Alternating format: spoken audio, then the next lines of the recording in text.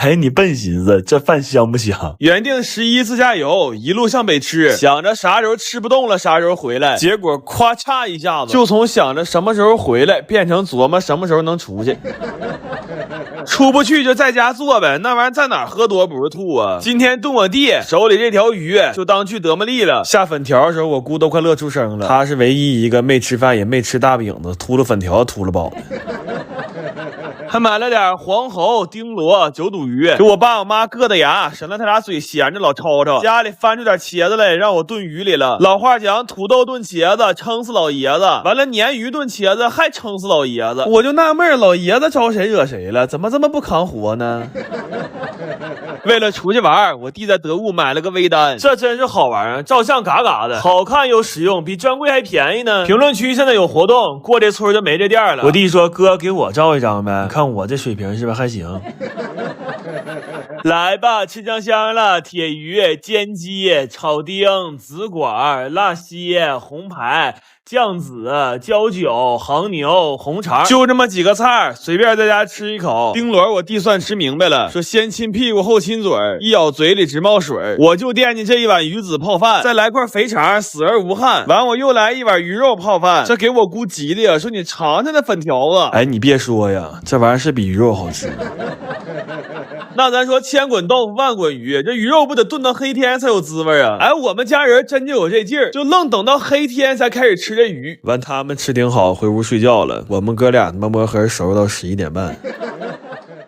我那几个舅下礼拜要手拉手上南方猫东西了，完了临走上我家吃顿饭。我寻做点他们平常在家不咋吃的，拿前账的酱炖了个大牛排。我姐也来了，我给做了碗胡辣汤。她一进厨房就感慨说：“哎呀，满屋子的烟火气呀！”你等我哥来的时候，憋半天蹦出一个屁来，说：“哎呀，这油烟味有点大呀。”完了，给我姐做了一个4倍快乐的芝士蛋糕，还蒸了一锅奶黄包，这真是实在亲戚的。你瞅这黄让我塞的，然后烤了2个东北版的山姆牛肉卷。我跟我姐有一次，我俩吃原版的，吃仨没吃饱。我说今天干脆在家烤个大点的吧，吃着过瘾。完做了一锅羊血火锅，这一周盖我大舅拿手机补一下过来了，他说先练练拍照水平，等开春回来跟几个老哥们探探店。哎，你说这人踏踏实实一辈子了，临了不学好，你说。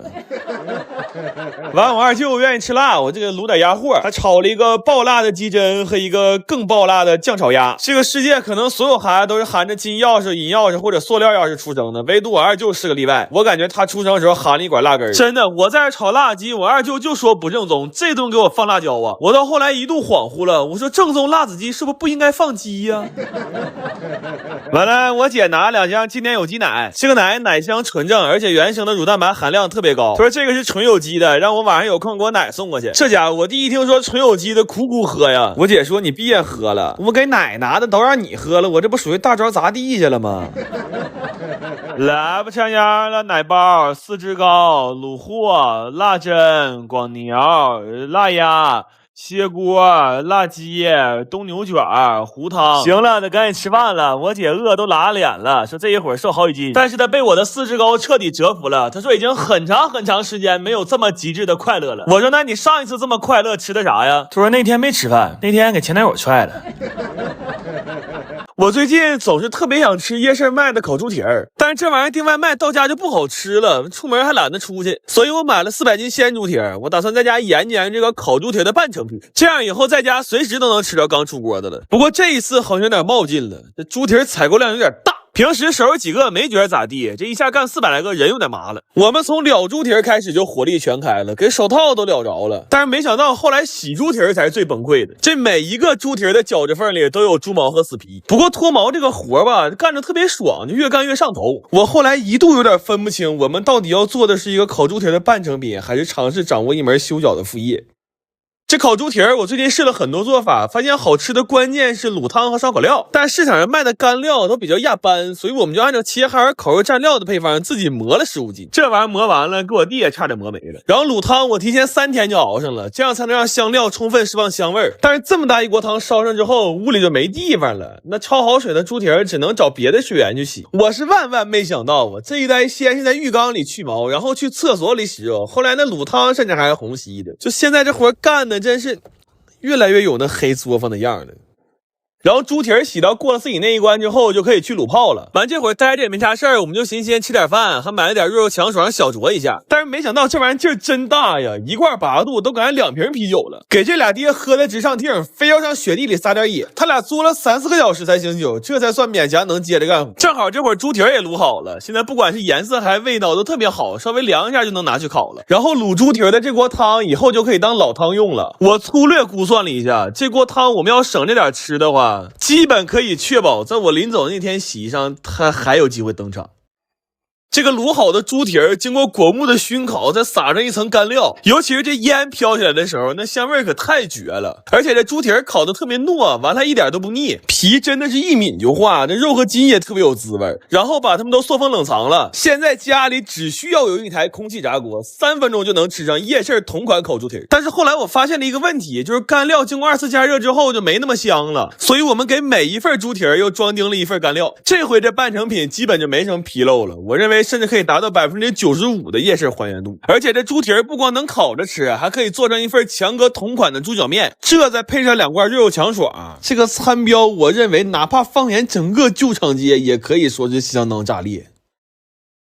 我最近天天热的吃不进去饭，看啥都没什么食欲，所以我买了300斤辣椒和200斤牛肉，我打算做点下饭的烧焦牛肉酱来解决这个问题。然后为了能吃得爽，肉我买的都是带点雪花牛肋，但就是切丁这活强度有点大。我们切肉这一步居然干了10来个小时，这一天光磨刀就磨了30多回。不过后来烧辣椒的时候还挺满足的，因为这辣椒经过炭烤之后真的特别香，就这味儿已经香到了什么程度呢？就这么说吧，如果不考虑物种的话，我愿意和他结婚。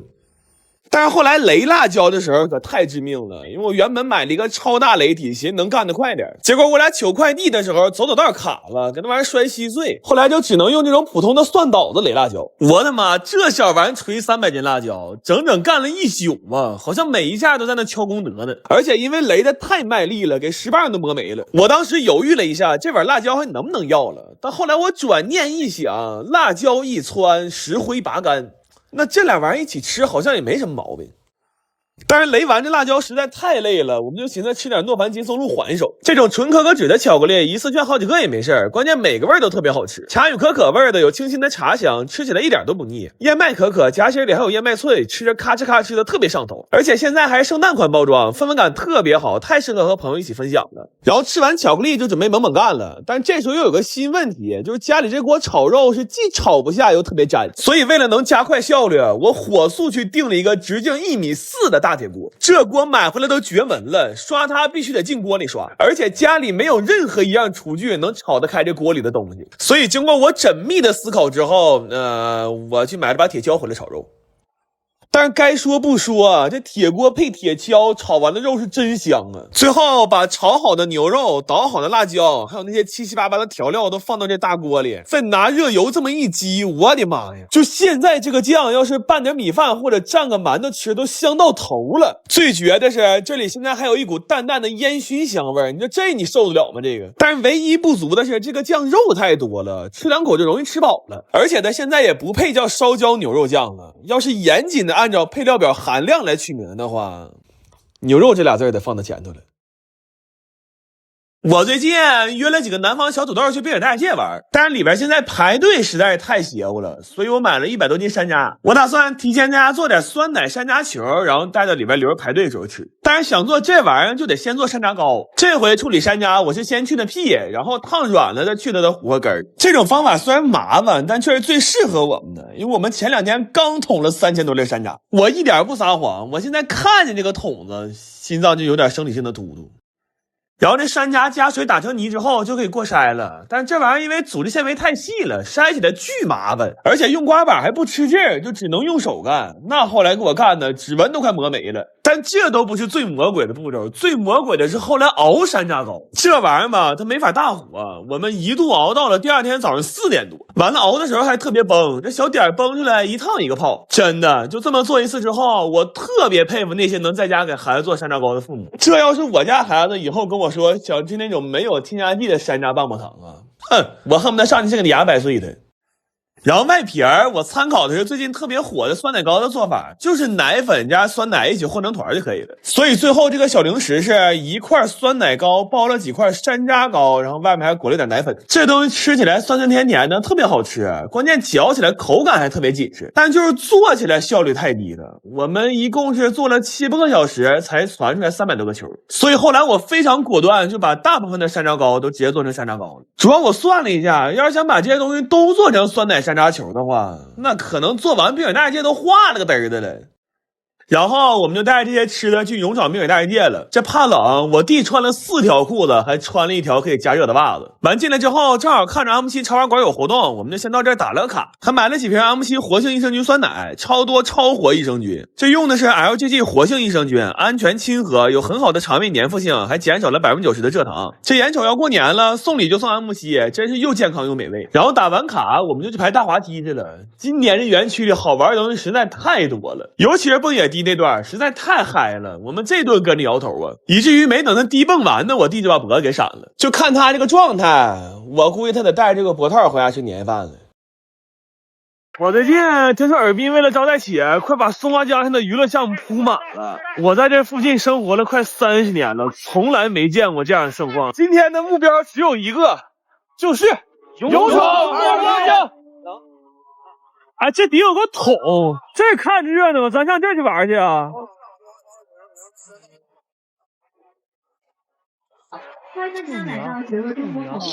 哎，干什么？将要吃鸭脖，先过我们好好鸭这关啊！那这个是那个圆梦之星的好好鸭，它这是和绝味鸭脖联动了是吧？不是，我想吃好吃的，还得有完成一个挑战呢。怎么挑战？舞蹈没问题，舞蹈我最擅长了，我哈尔滨舞王。胜利！我这个事儿跳舞，他连手都没有，这事儿没用不赢啊！那我们现在能进去了吗？没问题，下次一起继续，拜拜。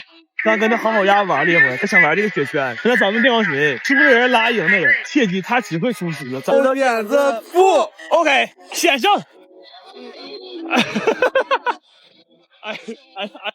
咱开个组队，谁要是输的话，谁就上雪地里去做10个俯卧撑去。上去，2去到退，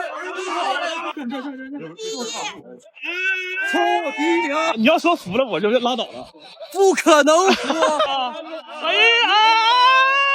我干不过你，我找我兄弟调人去吧。找人。来，让你俩把鞋脱了，把鞋脱摩擦力打，开始！